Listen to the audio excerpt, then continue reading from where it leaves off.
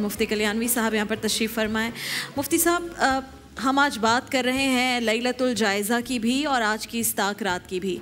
दो सवालात हैं और आप उन दोनों का ही जवाब दीजिएगा। एक तो कि कौन लोग हैं जो महरूम रह जाते हैं इन इबादतों से भी और शब कदर को हासिल करने से भी, अपने आप को बख्शवाने से भी। क्या अहकामात हैं कोई वाज़ेह कि जिसने ये काम किया वो महरूम रह जाएगा? उस हवाले से भी बताइएगा।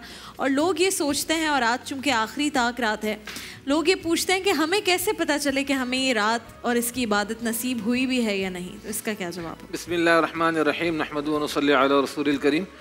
वैसे तो नबी करीम सल्लल्लाहु अलैहि वसल्लम ने मुख्तलिफ़ इशारे फरमाए हैं जिसमें जो इस बड़ी शब में महरूम रह जाता है तो माँ बाप का नाफरमान हो गया, शराबी हो गया, किब्र करने वाला हो गया और क़तअ ताल्लुक़ करने वाला शख्स हो गया, और इसी तरह चुगलखोरी करने वाला शख्स हो गया, और उमूमन वो शख्स के जो इसकी तलब में है ही नहीं, जो इसके मौजूद होते हुए भी न नमाज़ पढ़ रहा है, न ज़िक्र अस्कार कर रहा है, न इस शब की तरफ बढ़ रहा है, न रोज़े रख रहा है, किसी भी इबादत में अपना हिस्सा डाल ही नहीं रहा, ना ही तौबा करा, तो ज़ाहिर है तो ख़ुद अपने आप को महरूम रख रहा है।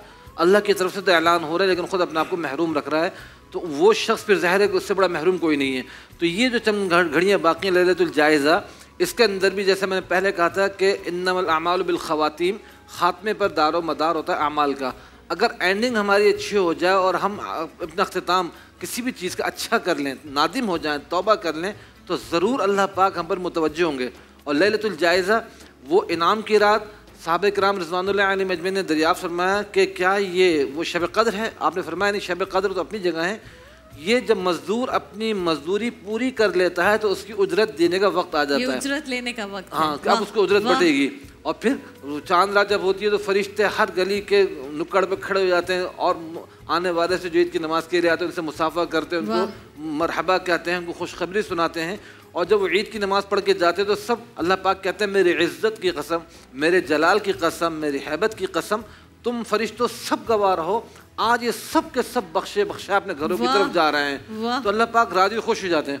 अच्छा, उसमें होता ये कि एवरेज अमल वाले भी, छोटे मोटे अमल किए उन्होंने ज़्यादा नहीं किए, बड़े अमल वाले भी जिन्होंने बहुत ज़्यादा अच्छे अमल किए, अल्लाह रब्बे करीम उन बड़े अमाल वालों की वजह से छोटे अमाल वालों को भी बख्श देते हैं। जिस तरह देखिए किसी रूम में एसी एयर कंडीशन लगा हुआ हो और वहाँ पे खादिम भी हो, नौकर भी हो, साहब भी बैठे हों, तो ऐसी की जो हवा निकलती है वो सिर्फ साहब को नहीं फ़ायदा पहुँचाएगी, वो सुकून पहुँचाएगी मुलाजिम को भी, जितने लोग रूम में उनको फ़ायदा पहुँचाएगी। हाँ, मरतबों में, मनासिब में ज़रूर फ़र्क है कि जो मनसब मरातिब हैं वो उनका फ़र्क तो रहेगा, तो जो अच्छे अमाल करने वाले उनका वज़न वहाँ भी भारी रहेगा, उनका मकाम भी बुलंद रहेगा। तो हमें हिर्स ये करनी चाहिए, कोशिश करनी चाहिए कि इस लैलतुल जायज़ा को बाज़ारों में, मार्केट्स में, रोडों पे घूम कर ज़ाया न करें। हदीस पाक में ख़ास तौर पे आखिरी रात के लिए आता है कि जो चांद रात जिसको हम कहते हैं कि दो इस तरह के जो दो रातें हैं जिसमें जागने वाली आँखें जो अल्लाह के लिए जाग रही हैं वो क़यामत के उस हौलनाकी से महफूज रहेंगी कि जिस दिन के सब आँखों पर गशी और गफलत तारी होगी। वो दो रातें यही हैं कि ईद उल फितर की और एक ईद उल अज़हा की, कि अगर इन दो रातों को कोई खौफ खुदा से, खशियत खुदा से या हुब्ब खुदा से, अल्लाह की मोहब्बत से जागा, इसमें कोई इबादत की, तो उसकी वजह से, उसकी बरकत से क़यामत की हौलनाकियों में इसकी आँखों पर हौलनाकी तारी नहीं होगी। अच्छा, ज़रूरी नहीं है हर काम खौफ खुदा से किया जाए। खौफ का मतलब है कि रिस्पेक्ट, एक अदब, एहतराम, कि जैसे बड़े मौजूद होते हैं तो छोटे उनकी मौजूदगी में बहुत से वो काम के जो जायज़ भी होते हैं लेकिन अदबन नहीं करते। अब आम महफिल में पाँव फैला के बैठ जाते हैं, लेकिन जब बड़े मौजूद हैं उनके सामने पाँव समेट के बैठते हैं। तो इसी तरह अल्लाह पाक का एक अदब है, एक एहतराम है, एक मकाम है कि हम जितना ज़्यादा अपने रब का इस्तेहज़ार करते हैं तबीयत में तो उतना ज़्यादा अल्लाह से करीब भी होते हैं। हज़रत हाजी इमदादुल्लाह मुहाजिर मक्की रहमतुल्लाह अलैह का मैंने सुना बुज़ुर्गों से कि हाजी साहब रहमतुल्लाह अलैह वो पाँव फैला के कभी नहीं सोते थे। उनके खादिम ने पूछा कि हज़रत आप पाँव फैला के नहीं सोते? फरमाने लगे मुझे अदब आता है अपने रब से और अल्लाह से, जो हर जगह मौजूद है तो बेअदबी ना हो जाए, तो हमेशा पाँव समेट कर सोया करते थे। तो जब तबीयत में अल्लाह की मोहब्बत गालिब आ जाए फिर अल्लाह पाक की तरफ से मोहब्बत होती है, लैलतुल जायज़ा में इनामात बढ़ते हैं और मग़फ़िरत बख्शिश के परवाने जारी होते हैं।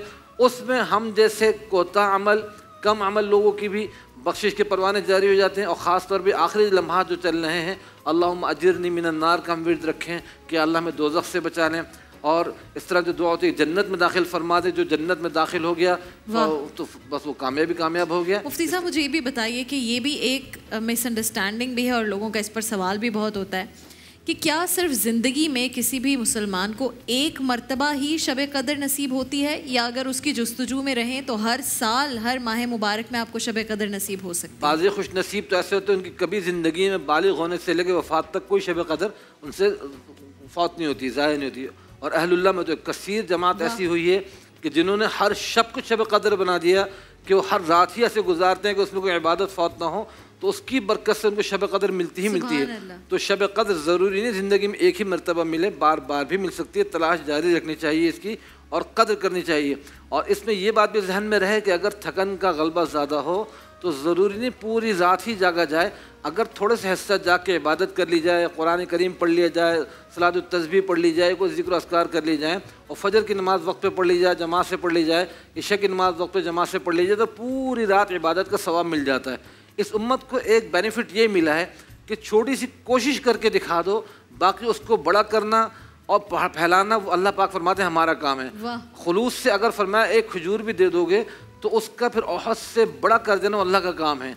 तो हमारे सिर्फ एफर्ट्स देखे जाते हैं कि हम कोशिश करके दिखा दें रब को कि अल्लाह हमने ये काम कर लिया। अब खुलूस से नियत शर्त है, फिर अल्लाह पाक उसको बढ़ाते बढ़ाते कहाँ तक ले जाएंगे वो उसकी कोई इंतहा और हद नहीं है। माशाल्लाह, हम खुश नसीब लोग हैं कि हमारे लिए इतनी नेमतें और बरकतें हैं और हमें देने का इंतज़ार किया जा रहा है, बस हमें उस तरफ जाना है।